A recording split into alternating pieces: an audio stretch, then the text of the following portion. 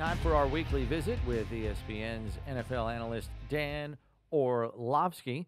And his segment, as always, is brought to you by Ellicott Hotels. Fans, round up your family, friends, or coworkers for a fantastic game day experience at 500 Pearl. Reserve your pack and book your group event today at 500pearl.com. Dan, we talked about efficiency last week, and look what happened. Highly efficient and unstoppable against the Raiders last week. The question here, Dan, is do you think this was game plan and opponent specific, or do you think this could be a potential model going forward? I would say to answer that, it should be both of those things. Really, it's certainly lesser defense that factors into this, but really good teams should hammer lesser units, lesser defenses. I think the question bears this, Chris. So the comparison from week 1 to week 2, couple things. How they used the 12 and 13, they got into 13 personnel. Mm-hmm. So 1 back, 3 tight ends. So how they used it, they decided running the football, it was going to be downhill. When they got into that 12 and 13 personnel and ran the football, they were going to try to just create double teams, allow the tight ends to work together, and we're not trying to outthink the run game, so to speak. So that was different than in week 1.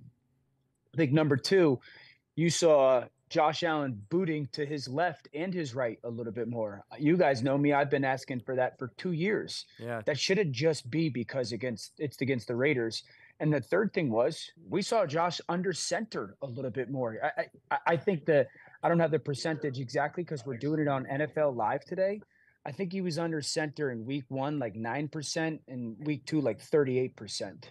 So it's not going to be always that high, but to kind of be the complete offense that is necessary. And this is why when you put them under center a little bit and they run a little bit of the multiple tight end stuff and they get them outside of the pocket and one, it helps everybody, not just Josh Allen. You know, it helps the offensive line. Eric Wood, who I know works with you guys, is can vouch for this. Like you're forcing the defense to play line wise just a little bit more unsettled.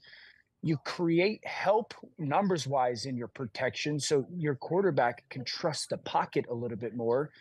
3, you're manipulating the defense a little bit more, you know. And so I think that it certainly had something to do with the opponent and whatnot, but I think that is a formula that should really become more of a foundational piece for the offense throughout the season rather than just specific to, we're playing the Raiders. Yeah, and you speak about playing the Raiders, and the Bills' run game certainly got going. And you're right, the Raiders' defense may not be as good as the Jet defense was, certainly, and perhaps not even the Washington front that they're going to face this week. But when it does come down to it, you do have to have the willingness to hand the ball off like that, and James Cook ran it well. What did you see and I brought this up earlier, they ran the ball, sometimes it seemed to me, as effectively out of shotgun as they did under center, particularly out in the field, when instead of making it look like a run and then passing it like a play action, they also made it look like a pass out of shotgun and then ran it with James Cook and a draw plays and those kind of things. How effective does that need to be against a team like Washington? And certainly it was effective against a team like Oakland. Or Las Vegas. Yeah, right. I think it was a little bit those plays, Steve, are a little bit more central to the Raiders because they were so late to drop coverage down. They were so committed to not allow the ball to go over their head and drop coverage down. So I did now, indifferent of any team, if they're going to do that and be one of those teams that rotates safeties late or tries to play with such a high umbrella, then that has to be a part of your run game. I think, with the front that they're going to face this week, the 2 defensive tackles are so premier and so elite that there's really 2 ways to try to run the football against guys like that. Number 1, you have to use double teams. You have to make a concerted effort to put 2 bodies, 4 shoulders on them, double shoulder pads on them, to try to displace them, to try to control them. And the second thing is you try to use their aggression against them. traps, whams, draws, screens. And I think that's got to, again, be – I don't believe that their run package or run philosophy should be that different this week than last week. I absolutely believe that it should be, again, in that same vein of – and when I say these duo runs, duo means we're getting multiple double teams. Number one, you're likely to get less negative plays because everyone's getting double teamed for the most part. Two, you're going to minimize penetration. Three, it gives a back like a James Cook, more often than not, the chance to get the ball to the line of scrimmage, and then his lateral ability, his vision comes into play a little bit more. So the Bills aren't going to become a run-centric football team. They're not going to become a run-first football team. I just believe in when you're so talented at quarterback and at the perimeter, the more that you can allow the offensive line to have moments of dictating to the defense, to have moments of not having to strain so much in pass protection. I just get to watch the ball get snapped and push this guy as hard as I can.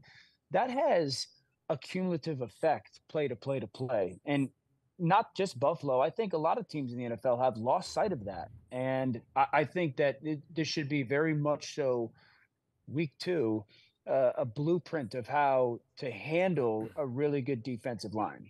Yeah, and I know I talked to you last week about, Mahomes adopts the efficiency model, goes all the way to the Super Bowl. Burrow adopts a quick out-of-the-hand passing game with Zach Taylor. They go all the way to the AFC title game. And people are like, well, Josh didn't look like the usual Josh last week. Now, look, most people were happy with the win. But we did get a couple of callers yesterday complaining about style points and him not chucking the ball down the field. And I'm just saying, do you want style points or do you want to win? I'm taking the victories every way to Sunday. And when you get to the postseason, Dan, you have to play this efficient model, do you not? And Chris, absolutely. And there's 70 snaps in a game. Some games, and that was my big complaint with week 1. And that's why I use that phrase, we have to grow up. It wasn't mocking Josh. It wasn't belittling Josh. It was, okay, this defense is playing this style. To win this game, I have to play this way. Marcus Spears is sitting right here with me, and we were just having the conversation about Dak Prescott, who just played the Jets. And he was like, the difference is Mike McCarthy had Dak playing a certain style for that game. And if teams are going to play that way versus Josh in this offense, that's the way they have to play. That's the maturity. That's where there is that growing up of, I don't want to play this way. And this isn't fun. It's not as fun as I want it to be, but this is the way that they're challenged. And this is what happens when you consistently show that you're going to do that. Because what do you want, 40 scored on you if you're a defense? Because then eventually they have to no longer play that style. They have to play the way that they don't want to play. And that's when Josh and the big plays to Gabe and Steph are going to be there. But you have to consistently outgrind defenses. And that's into the playoffs, when teams are going to force you to play to the style that you don't want to, 100% you have to be able to do it. So we're 2 weeks into the season. I know that we haven't seen very much we haven't seen everything from all of these teams offensively. They're still have got offensive stuff that they want to unfurl. The Bills are no different.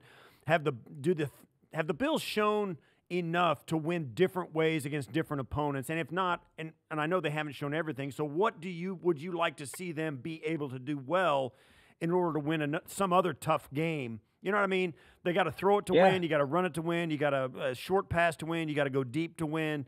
All of that stuff. What do you still need to see from this Bills offense as it moves forward? I'd say the consistency and the willingness to do that. To not be like those callers, respectfully, who call in and say, "Well, we want to, BCS national championship style points." The consistency and the willingness to do that, because, here's the thing: not every team, but teams are going to play you differently. Like if the Buffalo Bills are going to play the Kansas City Chiefs, the Chiefs aren't going to play the same way that the Raiders did. The Raiders played in many ways softer, but the way the Jets did.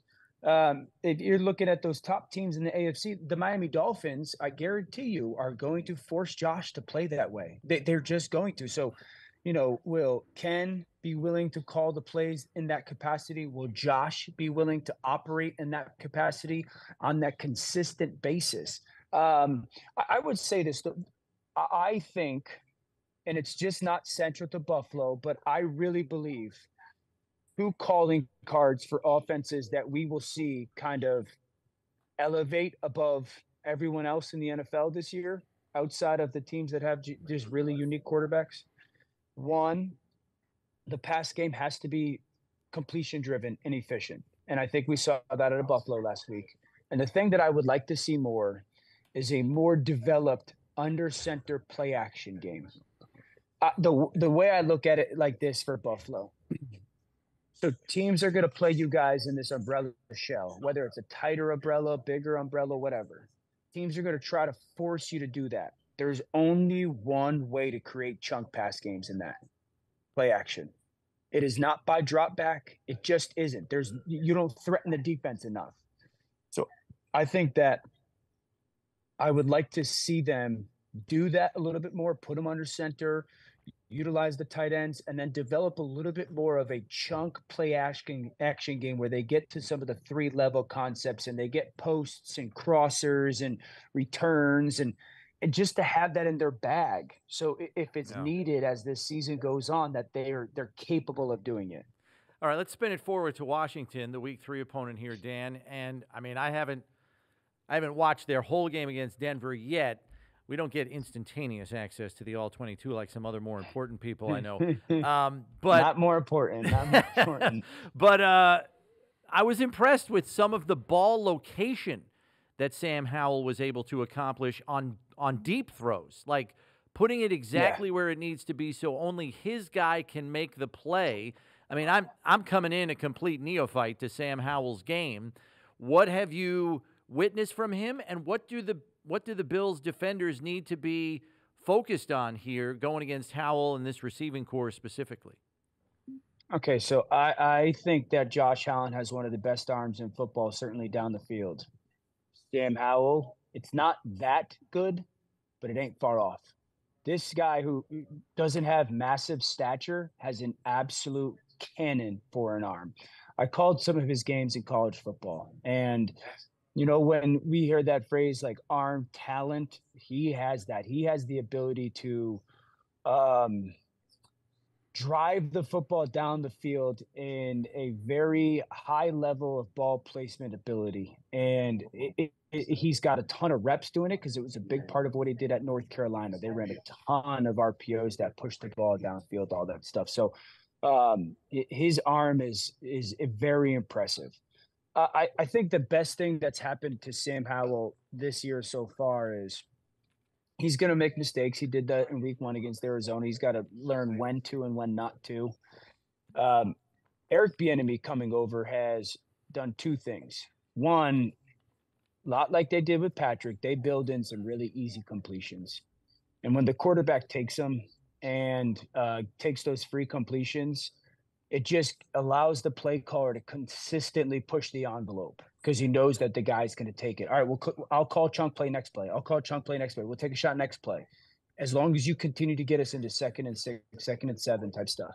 And I think the second thing is, when you're a really talented thrower and you live with an aggressive first mindset, you place the ball where you want to. You don't think there's really a ton of defenses that can take those throws away as long as you trust your eyes. And there's, again, a difference between aggression and reckless. Sam's become very aggressive with the football down the field. And when you do that and you can throw it, the windows down there are going to be stressed by him down the field because he's an ultra confident player right now. And tell us a little bit about his weapons. Of course, Terry McLaurin is one of those guys. What about the rest of them? Yeah, so Terry, you have to start there, Steve. One, probably one of the best opportunity guys in the NFL with the football. You throw it to him in one-on-one situations, and he does such a great job of using his body to go up and make catches. Really good route runner, but it's really just the competitiveness that he plays with when the ball is in the air. Dotson is I can use this for you guys. Dotson's a little bit like Stevie Johnson, just a tremendous off the line of scrimmage route runner. And then the separation at the top of his routes is very unique. Now it's a little bit more maybe with the burst. Steve was so crafty. It's a little bit more with the burst as a route runner. And he is a very, very sudden player route running wise. Curtis Samuel, a person that's kind of like for them in betweenish. He's not Debo Samuel. He's not, maybe a true line him up and go get him the football in one-on-one pass running situations, but they utilize them with touches. They're just trying to get him touches. Logan Thomas is a good tight end. Their two backs are a big part of it too, as well. Brian Robinson is going to be a handful to tackle. He is his physical presence is going to challenge this defense. And then Gibson is a really utilized pass catching back out of the backfield. They'll run routes with him, legit wide receiver routes. So they got some good talent around Sam. And I know we didn't get to ask you, last one for me, Dan, about Buffalo's defense. Obviously, they had a strong performance last week with the 3 takeaways, and also completely shut down Josh Jacobs. 9 carries for -2 yards. I saw Elias put some stat out saying he's the first defending rushing champ to ever have a game the following year in which he finished with negative yardage. It's pretty rare. What did you like most about how that defensive performance was executed? Yeah, Ed Oliver was one of those games where you sat there and said you could put his name in for best player in the field on Sunday. He was dominant. The interior of that defensive line was fantastic, and I was surprised. You guys know me. I've talked about how this defense plays in nickel so often, and or the 3 safeties, and man, the teams are going to run it on them. And the Raiders got into 21 personnel, 2 backs, 1 tight end with a legit fullback. I told you guys they would do that last week. Right. And just try to run the football. They weren't doing it to create matchups. They did it to try to run it, and they weren't capable of doing it. And so I thought the run fits were really good, but it was really about Ed, penetrating so well. I would say this, and this is why I have warned everybody, do not judge Buffalo until Vaughn comes back, because I would say you still want more out of the pass rush, but I just don't know what that pass rush is going to be this year in 2023 until Vaughn comes back. And so the run defense, very impressive last week. I still don't want to kind of peg who they're going to be as a pass rush unit until Vaughn comes back. Yeah, and certainly they're not in a hurry to get him back until he's 100% healthy. Plus, they want to give themselves a shot at the tournament. If he's going to be there, they want him for when it really counts at the second half of the season, stretch run to the playoffs, playoff seeding, playoff games, all of that. Totally. And so we probably won't see him for, a month. Anyway, he's due in 2 weeks. He's going to be eligible. Yep. So if this defense, the way it's currently constructed, Milano seems to be playing at an extremely high level. The interception he made yesterday, I don't know if you saw it, it was ridiculous. It was unbelievable. He's playing at a high level. Bernard seemed to be much more comfortable yesterday or Sunday than he was a week before. Where this team needs to evolve, no question about it. Needs to get better on both sides of the ball. Defensively, though, where do you think, aside from the pass rush you just mentioned, what do you look for from this defense that's different than they've been in the past with Sean McDermott as a coordinator? Yeah, I think the thing that I would say stood out a little bit other than those 2 things was some of the simulated pressures that they utilized. I think so. My theory, I haven't said this publicly yet, is at least through 2 weeks, I've seen more simulated pressures in the NFL by more teams than I have seen in the past. What I mean by that is they have 6 or 7 bodies up at the line of scrimmage in these passing situations. And you as an offense, and certainly as a quarterback, you don't know how many of those guys are actually going to blitz. You have to be prepared for all of them. And teams are, sometimes rushing 3 out of that. Sometimes they're rushing 4 out of that. So you're simulating, here comes this blitz, this pressure package. but it's really usually only 4 guys that come. So who's the one-on-one? Where do you send your offensive line? And I saw a little bit out of that from Buffalo in week 2. I think that they should lean into it a little bit more. I don't think that's just central to Buffalo. I think that we're going to see a little bit more of that, not a little bit, a lot more of that in the NFL this year. Dan, thanks as always for the insight. Good luck on the college scene this week and on NFL Live as well. We'll catch up with you next week, man. Thanks, guys. Thanks, Dan. Take care. That's Dan Orlovsky, NFL analyst for ESPN. And this segment, as always, brought to you by Ellicott Hotels.